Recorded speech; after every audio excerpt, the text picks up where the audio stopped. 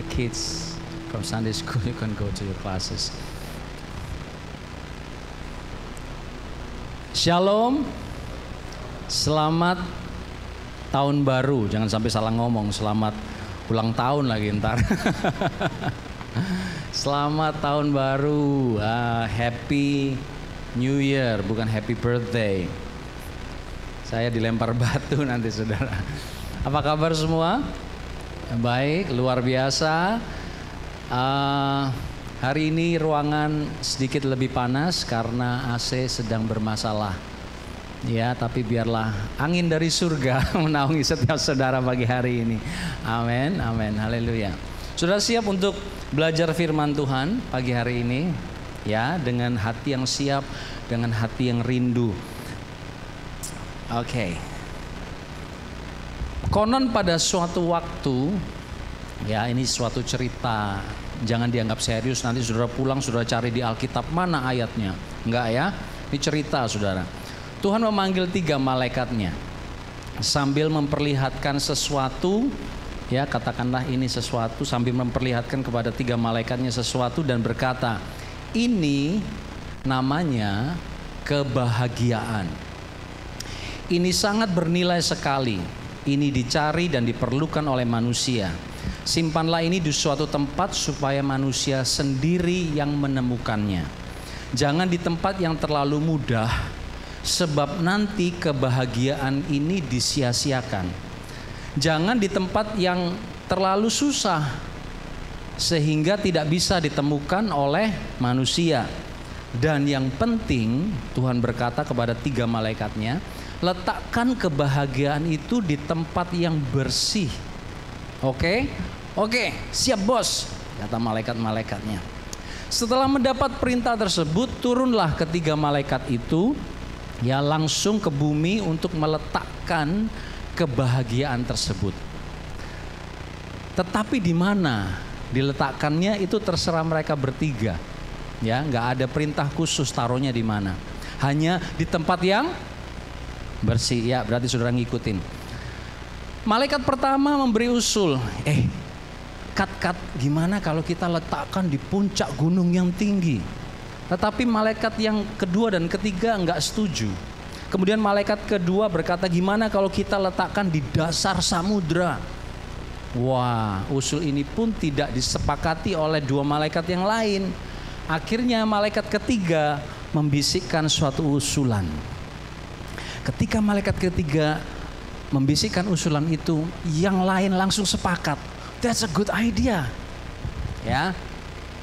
Malam itu juga ketika semua orang sedang tidur, 3 malaikat itu meletakkan kebahagiaan itu di tempat yang dibisikkan tadi. Saya nggak akan kasih tahu nanti saudara. Dibisikkan tadi ya. Sejak hari itu kebahagiaan untuk manusia tersimpan rapi di tempat itu. Rupanya tempat itu cukup susah ditemukan. Dari hari ke hari, tahun ke tahun, kita terus mencari kebahagiaan. Kita semua ingin menemukan kebahagiaan. Kita ingin merasa bahagia, betul? Betul. Tapi di mana mencarinya? Ada yang mencari kebahagiaan dari pergi melancong ke atas gunung, melihat keindahan. Ada yang mencarinya di tempat sunyi.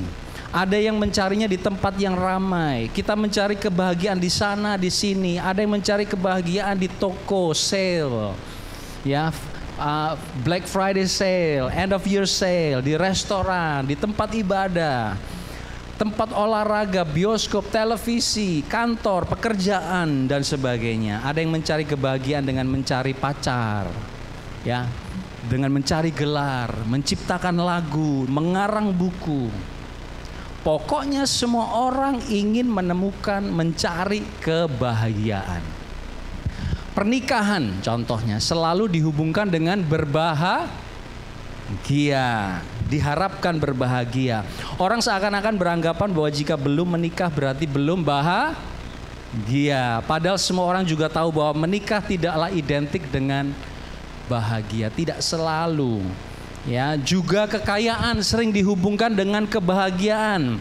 Alangkah bahagianya kalau punya ini, punya itu, punya yang lain-lain. Tetapi kemudian kita sudah memilikinya, kita tahu bahwa benda tersebut tidak memberi kebahagiaan yang kekal. Kita ingin temukan kebahagiaan. Kebahagiaan diletakkan oleh 3 malaikat secara rapi. Pertanyaannya, di mana mereka meletakkannya? Bukan di gunung, bukan di laut, ya. Di mana? Di hati yang bersih. Beri tepuk tangan buat Tante Jasmine. Ya, sudah dijawab teka-tekinya. Hati yang bersih. Bersih dari segala kepahitan, bersih dari segala curiga, bersih dari segala kekhawatiran, ketakutan, kecewa, marah, serakah, sombong, bersih dari sifat yang egois. Hati yang bersih adalah sumber kebahagiaan. Dan Yesus mengajarkan bagaimana berbahagia.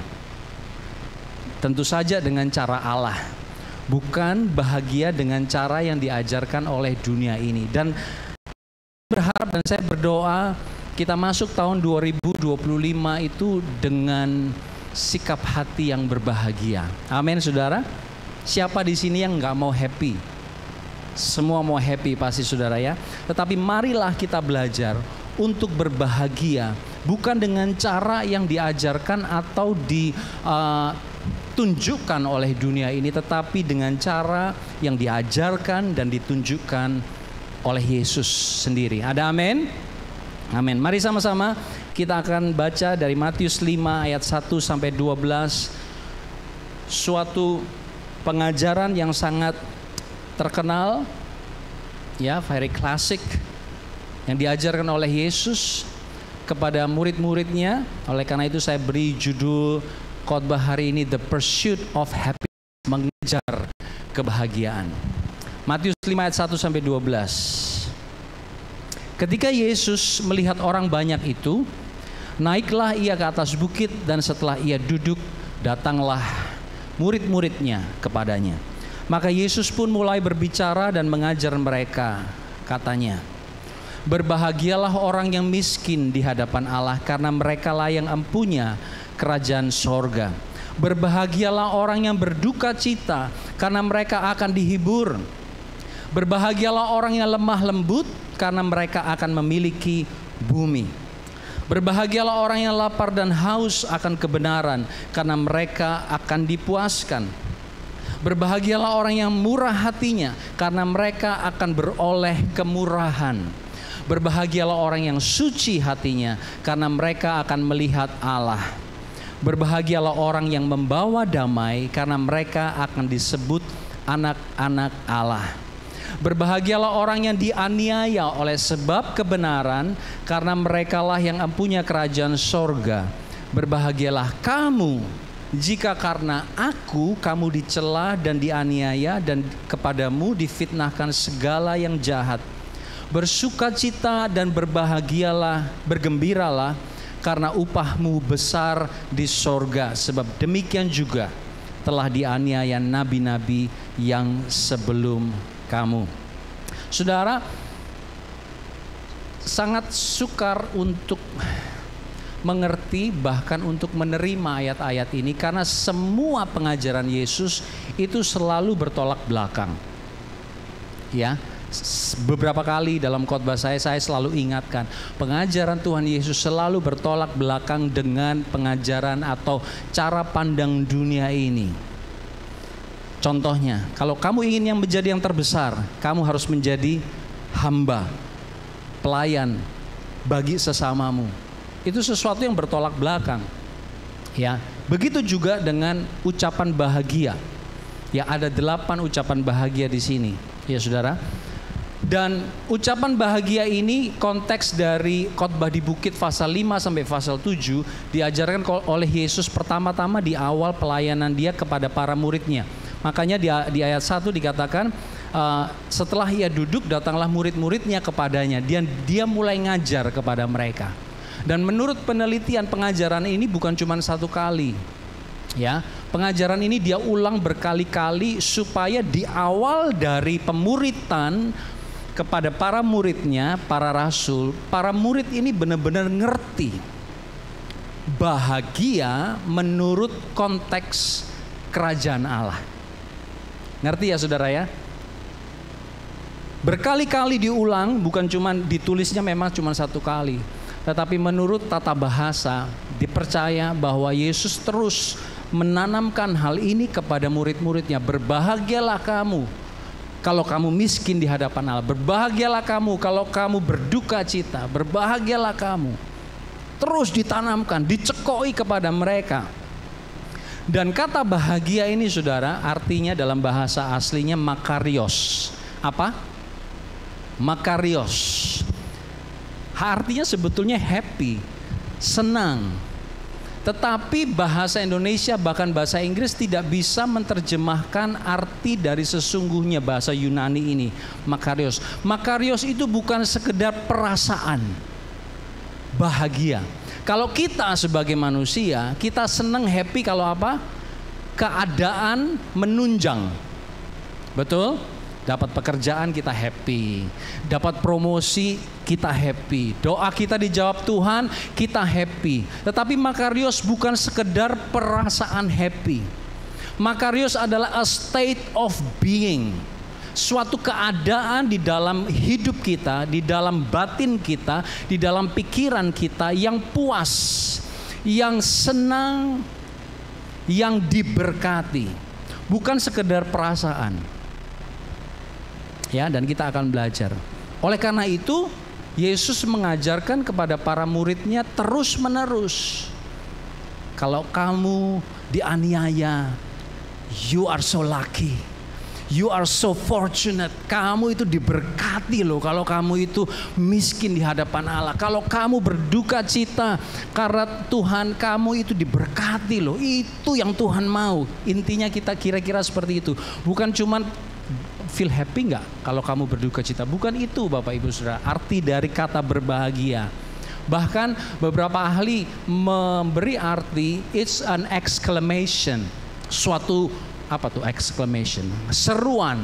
Wah, untung ya kamu ya kalau saudara dapat lotre ya atau dapat hadiah Natal.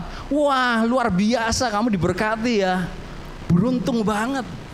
Kira-kira seperti itu arti dari berbahagia, dan Yesus mengajarkan kepada murid-muridnya arti dari makarios. Mari kita lihat sama-sama ayat yang ketiga. Berbahagialah orang yang miskin di hadapan Allah, karena merekalah yang empunya kerajaan surga. Miskin di hadapan Allah. Karena ini adalah konteks kerajaan surga, makanya miskin di sini bukan miskin secara materi. Ya, Bapak Ibu Saudara sekalian, miskin secara rohani, miskin di hadapan Allah. Berarti Yesus tidak mengajarkan miskin aja nggak apa-apa, itu lebih berarti, itu lebih beruntung. Bukan. Orang berduit, orang kaya pun bisa punya sikap hati miskin di hadapan Allah.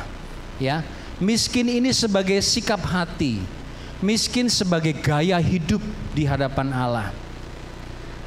Miskin dalam bahasa aslinya ada dua. Dalam bahasa Yunani ada dua kata miskin. Yang pertama adalah penes. Penes itu artinya miskin tapi bukan melarat. Ya, saudara masih ingat kata melarat? Ya, kalau penes itu tidak kaya, hidupnya sederhana. Masih bisa makan, masih bisa kerja, tapi dia memilih untuk hidup sederhana. Tetapi arti yang kedua, petokos, saudara ya, itu hidup yang sangat miskin. Kalau orang Surabaya nggak pakai sangat, satu kata saja, sangat miskin. Artinya dia tidak bisa hidup tanpa pertolongan orang lain, tanpa belas kasihan orang lain. Dia tidak bisa hidup. Pada waktu saya baca ini, teringat dalam pikiran saya seorang pengemis miskin bersama dengan orang kaya di dalam Alkitab. Ya, dia harus begging, minta-minta. Kalau dia nggak minta, mengharapkan belas kasihan dari orang kaya itu, dia mati. Benar kan, akhirnya dia mati. Itulah yang diartikan tokos, miskin. Ini adalah suatu sikap hati yang Yesus ajarkan di tengah budaya Roma yang saat itu sedang menggembar-gemborkan sukses, powerful, hebat, luar biasa. Bukankah itu juga yang sedang ada di dunia kita saat ini? Ya, kita sedang dibombardir dengan segala macam kesuksesan, keberhasilan, ya, nama besar, terkenal. Tetapi firman Tuhan Matius 5 sampai hari ini sedang diperdengarkan kepada kita untuk kita berbahagia kalau kita miskin di hadapan Allah. Ya, jadi miskin di hadapan Allah adalah seseorang, dia kaya ataupun tidak, suatu keadaan yang dia sadar penuh, dia mengakui bahwa dirinya tidak punya apa-apa kalau bukan Tuhan yang kasih. Orang miskin, orang kaya bisa punya. Karena ini nggak ngomong tentang kekayaan, tidak ngomong tentang harta, tidak ngomong tentang prestasi, tidak ngomong tentang properti. Ini ngomong sesuatu yang ada di dalam kita. Dia sadar penuh, dia mengakui bahwa dirinya tidak punya apa-apa kalau bukan Tuhan yang memberi. Dia tidak bisa melakukan apa-apa kalau bukan Tuhan yang memberi hikmat, kalau bukan Tuhan yang memberi kekuatan dan memberi kesempatan. Kita bisa punya semua hal, pengalaman, harta, tetapi kalau bukan Tuhan yang membuka pintu, kesempatan, kita sadar, kita akui bahwa kita tidak bisa membalas perbuatan Allah. Amin. Dan hanya bergantung penuh akan kemurahan Allah. Itu orang yang miskin. Tuhan, kalau Tuhan tidak buka pintu ini nggak bisa Tuhan. Tuhan, kalau Tuhan tidak memberi aku kekuatan, aku nggak mampu Tuhan. Tuhan, kalau bukan Engkau yang menjaga, melindungi semua yang Engkau sudah berikan di dalam hidupku, aku tidak bisa jaga kesehatan, kekuatan, perlindungan buat anak cucuku. Gak bisa Tuhan, kalau bukan Tuhan yang ada tangan-Mu atas hidupku, gak mungkin. Itu orang yang miskin di hadapan Allah. Dan Yesus katakan, beruntung loh kamu, berbahagia loh kamu. Kamu tuh diberkati, sangat diberkati. If you have attitude itu, dan kamulah pemilik kerajaan Allah.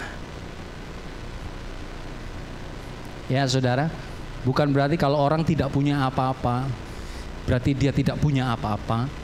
Tapi firman Tuhan katakan, kalau kamu punya attitude itu, tahun 2025, kalau kamu masuk, kalau kita masuk dalam tahun 2025 dan kita katakan kepada Tuhan, apapun yang terjadi, semua berkat yang Tuhan berikan, semua pintu yang dibukakan bagiku, itu semua datang daripadamu. Firman Tuhan berkata, konsekuensinya kamulah pemilik kerajaan Allah. Semua yang ada di dalam kerajaan Allah itu adalah bagianmu. Sekali lagi, saya tidak ngomong, firman Tuhan tidak bicara tentang materi. Tentu saja materi itu akan mengikuti, amin. Tetapi ada kekuatan, ada damai sejahtera, ada kemurahan hati yang menjadi bagian di dalam hidup kita kalau kita bersandar penuh akan kekuatan yang daripada Tuhan. Ini sikap hati, gaya hidup yang harus kita miliki. Hari-hari ini kita sedang menentang arus yang namanya self-reliance, bergantung kepada diri sendiri. Ya, dunia sedang menggiring manusia kepada self-reliance, memiliki segalanya, mampu melakukan segalanya karena punya, karena bisa, karena punya pengalaman di dalam hal itu. Tidak salah Bapak Ibu Saudara sekalian untuk punya kuasa, untuk punya power dan punya segalanya. Tetapi sikap semua ini dari Tuhan, dan tanpa Tuhan aku tidak mampu, itu tidak semua orang punya. Ya, itulah sikap miskin di hadapan Allah. Merekalah pewaris kerajaan Allah. Merekalah yang empunya kerajaan Allah. Jadi saya ingin mendorong Bapak Ibu Saudara sekalian, sebagai orang Kristen, sebagai murid Yesus, kita harus berbeda di dalam hal ini. Kalau orang lain mengejar nama besar, orang lain mengejar keberhasilan, orang lain mengejar harta, promosi, saya mau katakan nggak salah punya semua itu. Tetapi akan salah kalau saudara nggak punya yang ini. Sikap hati, semua Tuhan daripadamu. Sekali lagi saya ulang, tidak salah memiliki apa yang Tuhan berikan, apa yang disediakan oleh dunia ini, tidak salah. Coba ngomong ke kanan kirimu, nggak salah kita itu diberkati. Tetapi salah besar atau nol besar, big zero, if you don't have this one. Hati yang miskin. Setiap waktu, pada waktu saudara diberkati, pada waktu doa saudara dijawab, pada waktu saudara melihat menikmati semua makanan yang ada, yang enak-enak selama tahun baru dan Natal, pada waktu anak-anak saudara, cucu saudara bisa pakai baju yang bagus dan pergi ke sekolah yang bagus, mereka sehat, dan saudara melihat semua itu tanpa punya sikap hati Tuhan. Kalau bukan engkau yang membuka pintu, kalau bukan engkau yang menjaga, it's all nothing. Punya enggak kita sikap hati yang miskin di hadapan Allah? Kalau saya seringkali mendengar beberapa orang berkata, "Wah, luar biasa ya Yap ya, Gereja Eklesia Mission Kingsford diberkati ya. Pelayannya setia-setia, ya, diberkati Tuhan setelah 30 lebih tahun." Saya itu dalam hati jujur, saya nggak bisa bangga dengan saya. Karena saya tahu bukan saya yang memulai Eklesia Mission. Dan Om Gideon, Tante Yudit, dan para pemimpin yang lain ikut serta di dalam melayani gereja ini. Dan saudara pun berdoa bagi gereja ini. So if we are blessed, nggak bisa karena satu orang. Amin. Semua karena Tuhan. Siapa yang gerakkan hati saudara untuk datang? Siapa yang gerakkan hati saudara untuk memberi? Siapa yang menggerakkan hati saudara untuk melayani Tuhan? Saya, para pemimpin, nggak bisa saudara. Khotbah kita di depan ini tidak bisa mengubah hati saudara. Hanya kuasa Roh Kudus yang bisa bukakan, mencelikkan mata yang buta. Oleh karena itu semua keberhasilan, semua berkat Tuhan, kita masuk 2025, kita berkata, Tuhan, aku mau miskin di hadapan-Mu. It's all nothing without you. Amin saudara. Mau saudara? Jadi kalau saudara berhasil, anak saudara hebat, pekerjaan saudara menjanjikan, pelayanan saudara dipuji oleh orang, bahkan penampilan saudara dipuji oleh orang. Wah cantik ya, wah udah kurus ya, wah udah naik ya timbangannya. Kalau saya senang dibilang naik timbangan ya. Ya, tapi mari kita sama-sama belajar mengakui bahwa semua itu daripada Dia. Kalau bukan Dia yang membuka pintu, sia-sia kita melakukan, kita punya semua itu. Yang kedua, berbahagialah orang yang berduka cita karena mereka akan dihibur. Nah ini satu paradoks ya, yang suatu hal yang bertolak belakang saudara ya. Suruh berbahagia, tapi kalau bersuka cita, gimana caranya? Saya terus renungkan kata berbahagia ini. Aduh ternyata enggak. Kata-kata bahasa Indonesia, perkataan bahasa Inggris pun tidak bisa 100% memberi good definition for makarios, saudara ya. Sekali lagi saya ingin katakan bahwa ini bicara tentang kerajaan Allah. Cara berpikir kerajaan Allah, bukan cara berpikir dunia. Oke? Jadi kita mesti belajar untuk switch. Ya, kita belajar untuk switch setiap waktu untuk mengerti. Orang yang berbahagia adalah orang yang berduka cita. Berduka cita ini bukan karena ada orang utang saudara nggak bayar, saudara kita disakiti hati orang, Tuhan nggak jawab doa, kita ditipu orang. Bukan karena itu. Bukan karena hal-hal yang eksternal yang terjadi terhadap hidup kita. Tetapi duka cita di sini artinya orang yang meratapi, orang yang mourning, menyesali dosanya, lalu dia bertobat. Dan dia melihat dosa, kejahatan orang lain, dia merasa begitu mourning, grieving. Apa itu? Meratap. Kalau orang kehilangan orang yang paling dikasihi, orang tua, anak mungkin, ya, kita kayak sesuatu ada yang bilang jantungnya jatuh lah, ada yang bilang teriris-iris lah, ya, sesuatu yang begitu besar yang terjadi di dalam hati kita. Tante Jasmine selalu bilang, sakit ya Pi, sakit ya, mungkin kayak gitu ya. Duka cita. Tapi duka cita untuk apa dulu?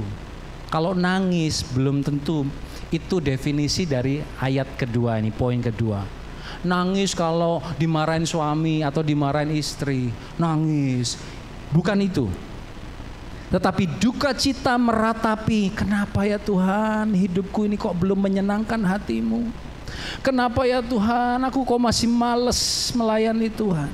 Kenapa ya Tuhan kata-kataku ini selalu negatif? Kenapa ya Tuhan aku selalu khawatir? Kenapa ya Tuhan aku selalu ngomel?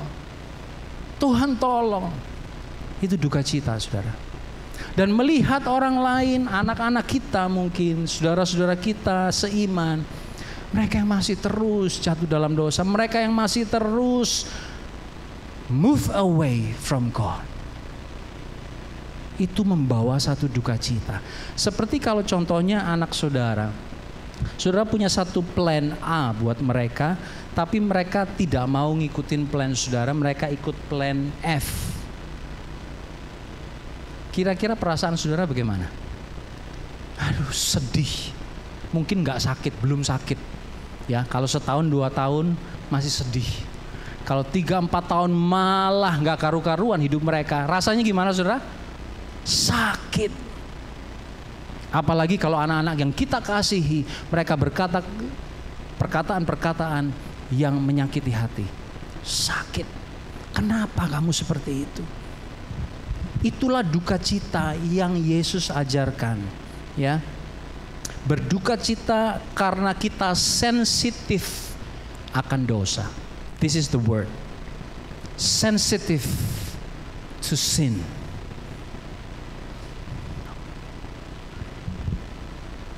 Tidak suka membenarkan diri. Kalau Tuhan tegur, kalau Roh Kudus tegur, kalau firman Tuhan tegur, orang yang sensitif akan dosa tidak langsung membenarkan diri. Oh enggak, itu buat dia.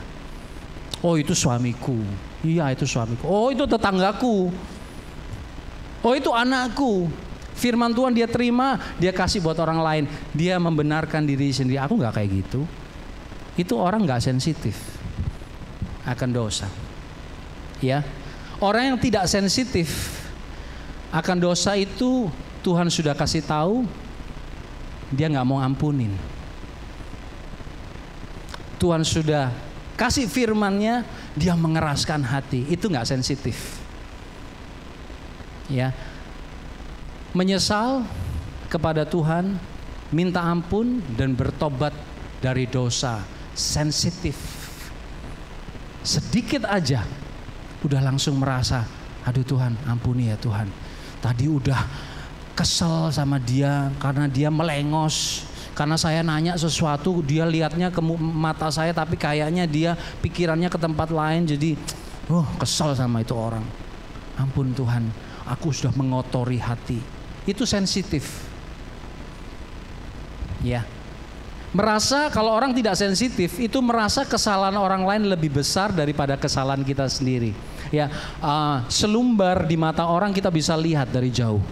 Wah itu dia ada salahnya tuh. Tapi balok besar di mata kita nggak bisa lihat. Itu orang yang tidak sensitif. Dia selalu merasa suaminya yang salah, orang ini yang kurang, tetangganya yang salah, anak yang tidak perfect, dianya perfect terus, nggak pernah salah. Itu nggak sensitif terhadap dosa. Itu orang yang tidak berduka cita menurut kehendak Allah. Mereka tidak akan menerima penghiburan. Coba bayangkan saudara, Kalau orang yang nggak sensitif ditegur oleh Tuhan, mereka akan selalu tidak merasa happy. Betul? Selalu merasa kurang. Selalu merasa orang lain yang salah kepada mereka dan mereka adalah korban. Betul? Korban, aku dibeginin, aku dibegituin. Karena apa? Karena nggak sensitif. Salahnya itu di kamu sebetulnya. Tuhan sudah ngomong, Tuhan sudah kasih firman, Tuhan sudah suruh orang untuk tegur. Tetapi kamu selalu berkata, it's not me. Nggak happy, nggak ada penghiburan, nggak ada kelegaan di dalam hatinya. Tetapi orang yang berduka cita di dalam Tuhan, mereka sensitif akan dosa dan segera menyingkirkan dosa dari hatinya sehingga mereka mengalami kelegaan dan penghiburan. Sudah ada sebuah ayat perumpamaan yang Yesus ajarkan di dalam Lukas 18 ayat 9 sampai 14, suatu perumpamaan yang sangat bagus tentang orang Farisi dan pemungut cukai. Kita akan baca sama-sama sebentar ya. Yesus juga menyampaikan perumpamaan ini kepada beberapa orang yang menganggap diri mereka apa? Benar dan memandang rendah orang lain. Ada dua orang pergi ke bait Allah untuk berdoa. Yang seorang adalah orang Farisi dan yang lain adalah seorang pengumpul pajak. Pengumpul pajak itu, saudara, pemungut cukai ya, itu biasanya adalah orang Israel, orang Yahudi yang kerja buat bangsa lain, bangsa Roma pada waktu itu. Dan mereka sangat dibenci oleh orang Yahudi sendiri. Karena apa? Mereka kumpulkan pajak lebih daripada yang seharusnya. Ngeselin kan saudara? Harusnya cuma 10%, mereka ngumpulinnya 20% misalnya, 25%. 10%-nya dikasih ke pemerintah, 15%-nya buat diri sendiri. Ngeselin kan? Dan itu adalah bangsa sendiri. Tetapi dia datang, ini perumpamaan cerita, datang ke bait Allah bersama dengan orang Farisi dan berdoa. Orang Farisi itu berdiri dan mengucapkan doa tentang dirinya. Ya Allah, aku berterima kasih kepadamu mungkin dengan kata-kata yang bagus. Karena aku tidak seperti orang lain sih. Seperti pemeras, penipu, pejinah, atau bahkan seperti pengumpul pajak ini. Aku berpuasa 2 kali seminggu, aku memberi 1/10 dari seluruh penghasilanku. Akan tetapi si pengumpul pajak berdiri agak jauh, bahkan tidak berani memandang ke langit. Sebaliknya ia memukul-mukul dadanya sambil berkata, Ya Allah, berbelas kasihanlah kepadaku si pendosa ini. Aku berkata kepadamu, pengumpul pajak ini pulang ke rumahnya sebagai orang yang lebih dibenarkan daripada orang Farisi itu. Sebab orang yang meninggikan diri akan direndahkan dan orang yang merendahkan diri akan ditinggikan. Mari kita sama-sama belajar punya sikap hati yang kedua. Saudara akan beruntung, saudara akan diberkati, saudara akan berbahagia kalau kita berduka cita, sensitif akan dosa pelanggaran yang kita lakukan, sehingga tidak ada tempat untuk tuduhan-tuduhan dari si iblis. Tuh kan, ngomongnya orang Kristen, ngomongnya pelayan Tuhan, masih aja tuh berbuat dosa. Gak ada lagi tuduhan sehingga kita dihiburkan di dalam Tuhan. Yang ketiga, yang terakhir, berbahagialah orang yang lemah lembut karena mereka akan memiliki bumi. Sama-sama saya ingin saudara yang baca nomor 3, 1, 2, 3. Bahagialah karena mereka akan memiliki bumi. Lemah lembut ini dalam bahasa Inggris dipakai kata meekness. Lemah lembut bukan berarti lemah, bukan berarti lemah gemulai, jalannya pelan, ngomongnya pelan, bukan saudara. Bukan orang yang lembek, bukan orang yang lemah, bukan juga orang yang sepertinya nggak punya semangat, lamban, bukan pasif. Bukan gak tegas atau suka mengalah, bukan. Lemah lembut adalah kemampuan seseorang untuk menaklukkan kekuatannya. Baca sama-sama. Kemampuan seseorang untuk menaklukkan kekuatannya. Yesus berkata, datanglah kepadaku semua yang letih lesu dan berbeban berat, aku akan memberi kelegaan kepadamu sebab aku lemah lembut. Yesus itu punya kuasa, amin. Bisa menyembuhkan, bisa membangkitkan orang mati. Dia punya kuasa di bumi dan di surga. Dia turun ke dunia dan menaklukkan kekuatannya. Dan dia berkata, aku lemah lembut. Lemah lembut adalah kemampuan saudara dan saya. Saudara bisa melakukan semua yang saudara mau, tapi saudara memilih untuk menaklukkan kekuatan saudara. Itu namanya lemah lembut. Nah, kata ini sering dipakai untuk menjinakkan binatang liar. Ya, kalau ada kucing liar, anjing liar, ya biasanya dipakai kata ini. Menaklukkan. Banyak orang kuat, banyak orang hebat, banyak orang berpengalaman, banyak orang pintar, tetapi tidak bisa menaklukkan kekuatannya. Suami kuat, hebat, secara fisik mungkin gempal, ya, physically built, tapi suka main tangan, otoriter, nggak mau kalah, nggak mau say sorry. Itu bukan orang yang lemah lembut, menurut firman Tuhan. Istri juga merasa punya kekuatan, gue juga kerja, gue lebih hebat dari lu di tempat kerjaan. Kemudian karena tidak mau kalah, tidak mau menaklukkan kekuatannya, kita perang dingin aja, pisah kamar. Nggak mau menaklukkan kekuatannya.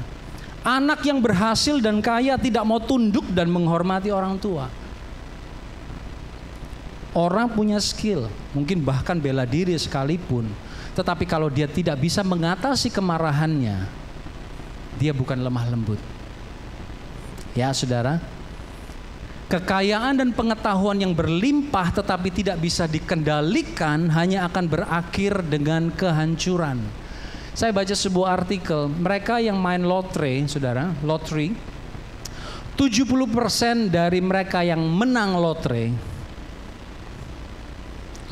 pasti saudara ingat, oh iya pernah, ya jangan sampai. 70% orang yang menang big lottery, ya saya ngomong big lottery. Berapa sih big lottery? Yang terbesar yang saudara pernah ingat? 1 miliar? 30? 100 miliar mungkin? Oke lah, katakanlah 100 juta dolar. Mungkin saudara takut kalau saya jawab, ntar pikirnya saya ikut lotre ya Pi. Enggak saudara. Ya, 70% dari mereka yang memenangkan big lottery dalam beberapa bulan mereka jatuh bangkrut. Ini penelitian loh saudara, dari suatu badan yang namanya apa saya nggak perlu ingat.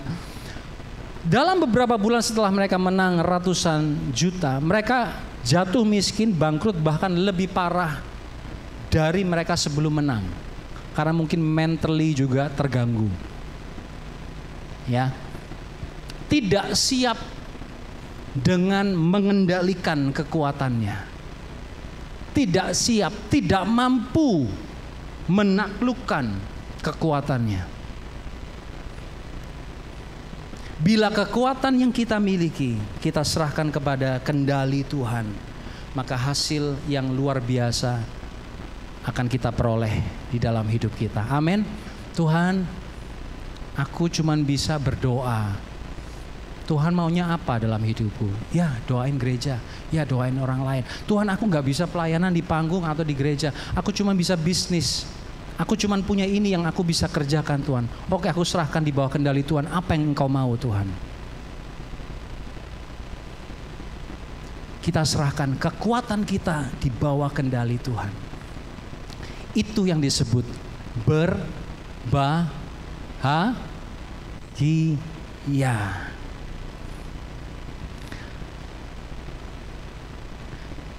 Seekor kuda liar, saudara. Kalau saudara ada gambarnya di situ, kita lihat. Yang kiri itu kuda liar, ya.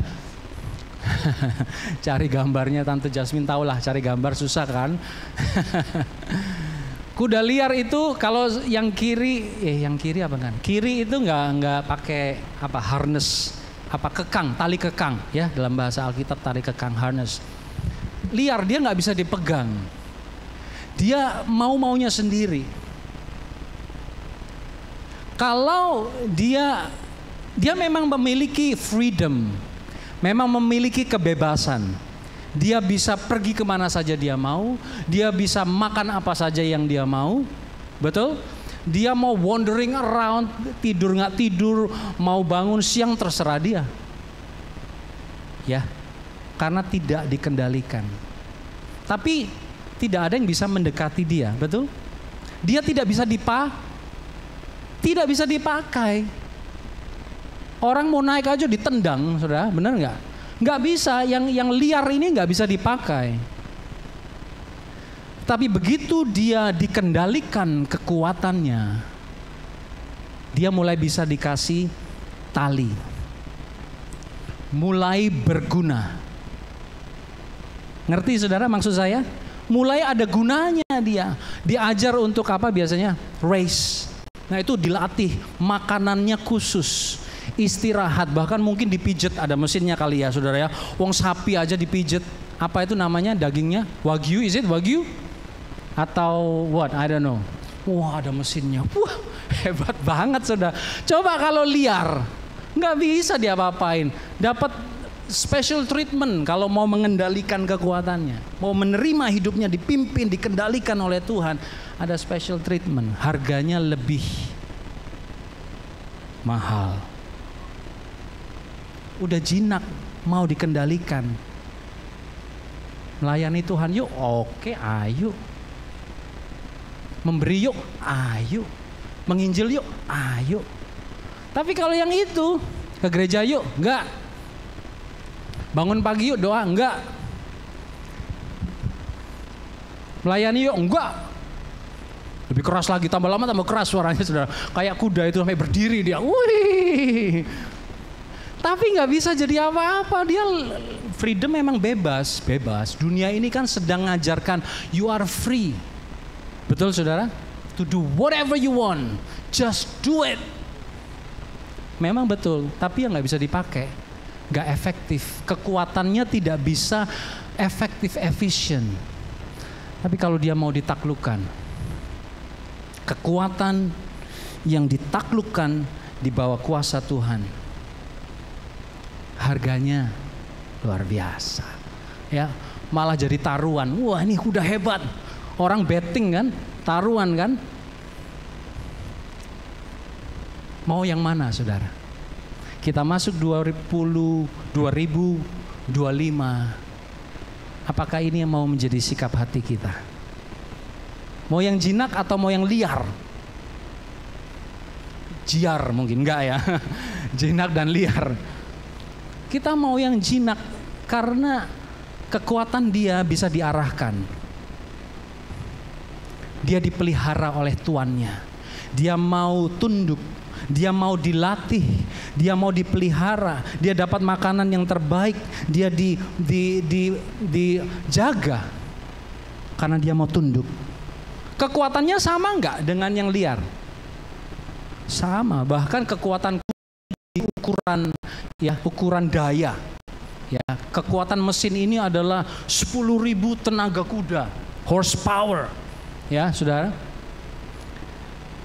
Pertanyaan saya, maukah kita, kekuatan kita, keinginan, kerinduan, cita-cita kita, mimpi kita ditundukkan di bawah kuasa Tuhan? Mereka berbahagia, orang yang lemah lembut, karena mereka akan memiliki bumi. Amsal 16 ayat 32. Orang yang sabar melebihi seorang pahlawan.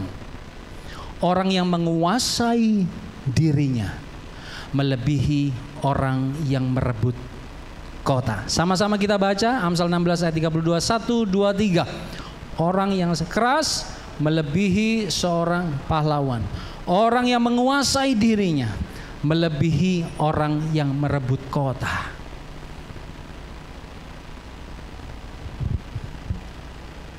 pengen ngomong sesuatu yang nyakitin, menghancurkan orang lain. Saya udah saksikan saudara, orang yang kalau ngomong gak pakai mikir itu dampaknya luar biasa. Jeleknya maksudnya. Kehidupan satu orang, satu keluarga dihancurkan hanya karena satu perkataan. Gak ada kesabaran, gak ada penguasaan diri, gak bisa mengendalikan emosi, gak bisa mengendalikan dagingnya, gak mau tunduk di bawah kuasa Tuhan, gak kepake, gak bernilai. Mereka akan memiliki bumi. Kekuatan atau sumber daya apapun yang dipercayakan kepada saudara, mampu saudara kendalikan dengan baik, digunakan dengan bijaksana, dan bukan dipakai untuk menghancurkan orang lain ataupun hidup kita. Itu adalah orang yang lemah lembut. Pertama apa? Berbahagialah mereka yang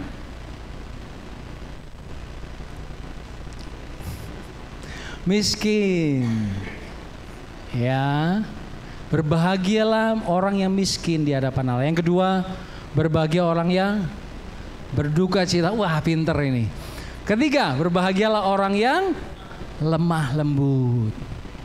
Jangan sampai rumah salah. Saya sudah ngomongnya lembut ya Pi. Bukan. Tapi kalau hatinya masih merongkol, saudara salah dengerin khotbah saya. Mesti dengerin lagi di YouTube. Ya, bukan gayanya yang seperti itu. Oke, kita mau masuk tahun 2025. Dengan cara berpikir, dengan sikap hati yang diperbaharui. Mari kita stick to what Jesus is teaching us. Amin. Seringkali kita ikut Yesus, tapi Yesus yang mana? Apakah Yesus yang dari Alkitab? Atau Yesus lain dengan pengajaran-pengajaran yang berbeda-beda? Moral speaking, moral speech dan sebagainya. Motivational speaker.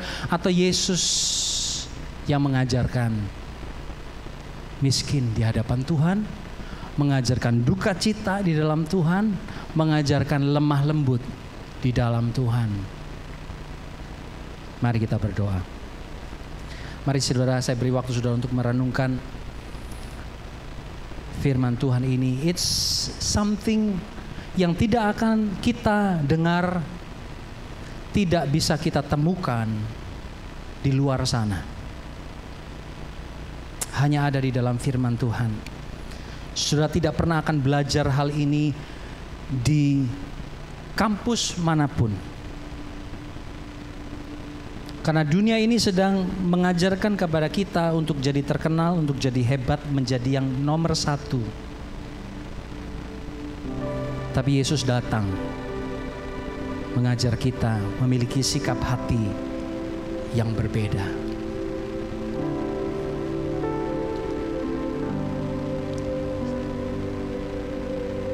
Ya Yesus. Kalau ada saudara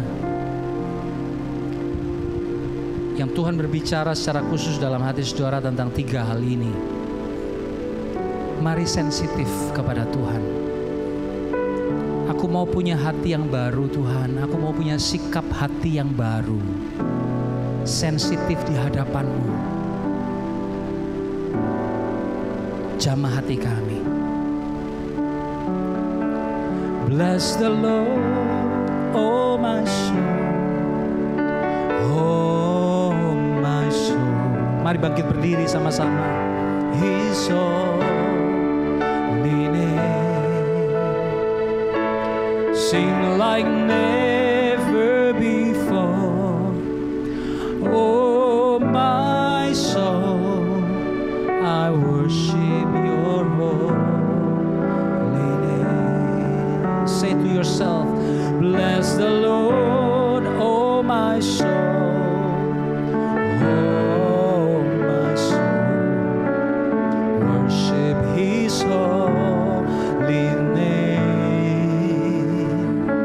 Sing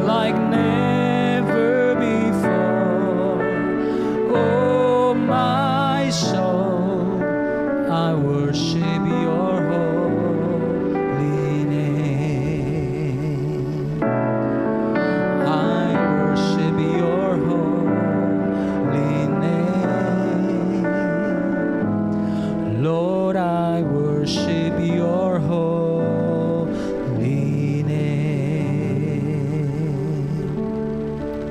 Kami mau meresponi firman-Mu Tuhan. Tolong setiap kami Roh Kudus untuk mengambil keputusan yang benar. Bukan yang baik, tetapi yang benar sesuai dengan kehendak Tuhan. Dan kami mau masuk 2025 ini. Begitu banyak tantangan, sudah banyak tantangan, dan kami tahu akan banyak tantangan di hadapan kami. Tetapi hati kami tidak tergantung dengan situasi di sekeliling kami. Tetapi hati kami tergantung kepada kehendak Tuhan di dalam hidup kami. Tolong setiap kami, kuatkan setiap kami, bawa setiap kami lebih lagi Tuhan dekat kepadamu dan diubahkan oleh firman-Mu. Di dalam nama Tuhan Yesus, semua yang sudah terima firman Tuhan katakan amin, amin. Sebelum kita tutup